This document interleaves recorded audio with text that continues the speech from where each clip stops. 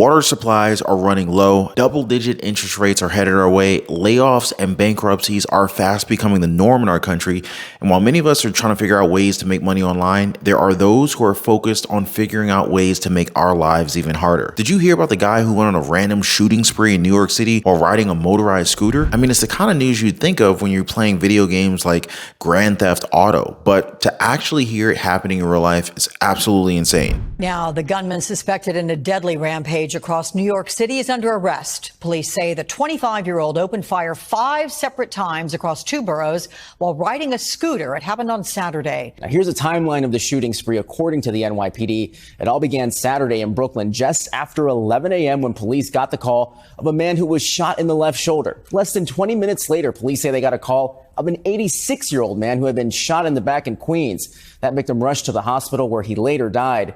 That followed a third shooting where fortunately no one was struck, but witnesses reported seeing a man on a scooter randomly firing at people.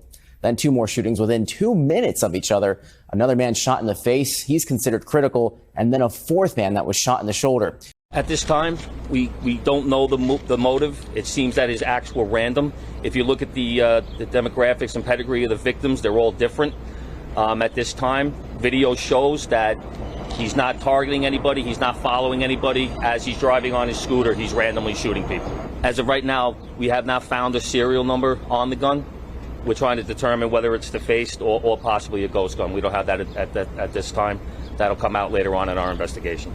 But what makes this story even crazier is that it took 2 whole hours for authorities to stop this guy. I mean, seriously? It took 2 whole hours? I mean, was this scooter like a Ducati or something? And the story is that he's not even talking to the police, as they're saying that he's suffering from some kind of emotional and mental issues. Well, the mental card, yeah. This kind of reasoning is just a huge disrespect to people who are actually suffering from mental issues, especially depression. Now, authorities also say that no motive is being pinpointed as the victims were just too random. So here's how the majority of people are seeing it. The law is being applied on law-abiding citizens. Meanwhile, those who fake to have mental problems, they get a pass. Do you guys agree with that? You should really think of a law that makes it illegal to shoot people, huh? Oh wait, now I want to end this story by saying that this criminal even found the time to smile for cameras as he was just charged for murder. Just absolutely insane to think that somebody could do all of this and then smile after that. But what are you guys' thoughts on this? And what do you think is actually best for our country when it comes to owning guns? I know that there are always 2 sides to the coin, so I welcome both sides to the spectrum. All I ask is that everybody please be respectful of each other's opinion in the comment section down below. Here's one. Let's talk about how the Federal Reserve plans to continue raising interest rates as they say that inflation remains unacceptably high. What's their opinion? Well, if you ask the critics, they would cite the notion that from the Fed that the labor market continues to be a force to be reckoned with, which in turn means more layoffs would be necessary. The housing market's also seeing a stalemate between buyers who can't afford the mortgages at more than 6% interest rates and sellers who were pretty much locked into lower interest rate mortgages from just a few years ago. We've also seen a steady decline with prices. However, these purchases, they're either being made by corporations or investors. So it's pretty much those who are looking to make money through the real estate market. Now, on the topic of homes, developers in Arizona are now canceling their plans to build homes in the desert west of Phoenix as they don't have enough groundwater supplies. They could look to the Colorado River, but in the sense of the long term, the river won't be able to handle adding, even more inhabitants to the area. While Katie Hobbs says that they're not running out of water, the only problem they have is with the groundwater, and ultimately their water future is secure. Phoenix, Arizona was the fastest growing big U.S. city between 2010 and 2020.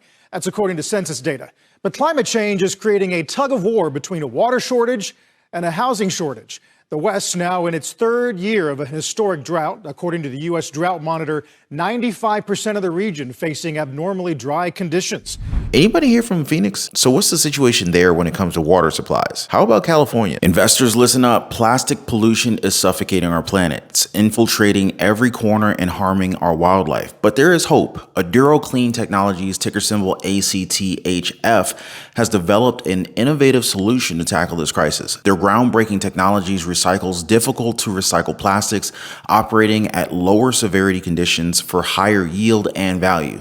With scalable operations and environmental benefits, Aduro is revolutionizing waste management. So don't miss out on this opportunity to invest in a company committed to balancing economic progress with environmental sustainability. Visit AduroCleanTech.com or click on the links that I have provided in the description and pinned comment down below. Discover how you can make a positive impact while securing a promising future. Act now and be a part of the change. There's another state that's already told its own people to not flush their own toilets as much, unless they absolutely have to. I guess if it's like number 2, but still, leaders there are pushing for the construction of millions of new homes so that they can offer more affordability. Now, the question is, how are they actually going to provide water for so many people? And just how much is it going to cost them? Now, I'm pretty sure that many residents in the state are already feeling the stress of these droughts. And I can't imagine just how much worse it's going to be if the local government can't think of any solutions. And we're not going to stray too far away from the water, as I also want to talk about these shark attacks that have been happening from the coastlines of New York, as 5 swimmers were already hit by sharks. Now, I'm putting quotation on these attacks, as they were supposedly thousands of people standing in the water, but only 5 people got attacked. But luckily, no one lost a limb or had to be taken to the hospital. Now, you would think though that, even a scratch from a shark, that's probably pretty painful, right? I mean, those teeth are like razors, aren't they? And while we're already talking about pain, I wonder how the people of Argentina are feeling right now, as their central bank is expected to hold their interest rate steady at okay, this needs a little bit more drama. Think of a double-digit number that you can think interest rates can be at. You got it? Great. Now comment that below before I even tell you what it is. I'm gonna give you guys a quick second to do that, so here you go. So the actual number is 97%. Oh boy, their inflation is running at 114%. That's not a typo, guys. And the fear is that if our government continues to spend like it's doing right now, we're not gonna be too far behind. Just to give you guys a better idea of how this looks, check this out. So $1 is equal to 260.86 Argentine pesos. So back in 2018, a dollar was worth 27.47 Argentine pesos, which meant that their economy was doing so much better back then. Can you imagine how it's going to be like, to have your money just lose so much value within just a few years? This is exactly why I invest in gold, the stock market, and real estate. We can't just let our wealth go to waste like this. And on that note, let's talk about how both Amazon and Apple have lost millions of dollars due to their former employees taking advantage of the trust that was given to them. Now, it's really hard to find people who won't screw you over, but you got to remember that these big companies have auditors, and if there's money that's disappearing, they're going to find it. So Amazon has now ordered one of their employees to pay back $9.47 million to the company, as they bought expensive real estate, luxury cars, and essentially lived the life within a year and a half. She's now facing 16 years in jail. Now, Apple, on the other hand, lost out on around $17 million with one of their employees taking kickbacks, stealing parts, even inflating invoices and causing the company to pay for items and services that it never received. Apple says that this guy avoided their fraud detection for a decade as he used insider information. But, and I just want to repeat myself, guys, you have to realize that these big companies, they have audits, and this is why they continue to be successful. They know where the money is. And while it might take time, they will eventually find anybody who's trying to steal from them. By the way, if you made it this far in this video, do your boy a favor, drop a quick like for the video. Also consider subscribing to the channel. I really appreciate that. Which brings me to my last point. And this is about the importance of knowing your budget, as well as understanding where your money is going. Now, this is even more important if you're, I don't know, let's say thinking about investments, right? And it could be in the stock market, could be real estate, gold, silver. It really does matter. You have to understand where you're taking your money before you let it out there. And the same goes for business. If you're thinking of generating multiple streams of income through small businesses or even side hustles, you got to be wise with your cash flow. And I know that many of you guys are getting closer and closer to financial freedom. And for those who are just starting, that's fine. We all have to start somewhere. But if you need a guiding hand and you want to learn more about these topics, definitely drop me some comments down below. I want to hear from you guys. But before I go, guys, I just want to take a quick second and just, let you guys know how grateful I am for the love and the likes and the subscribes that you guys do. I really appreciate you guys, and I look forward to seeing you on the next one.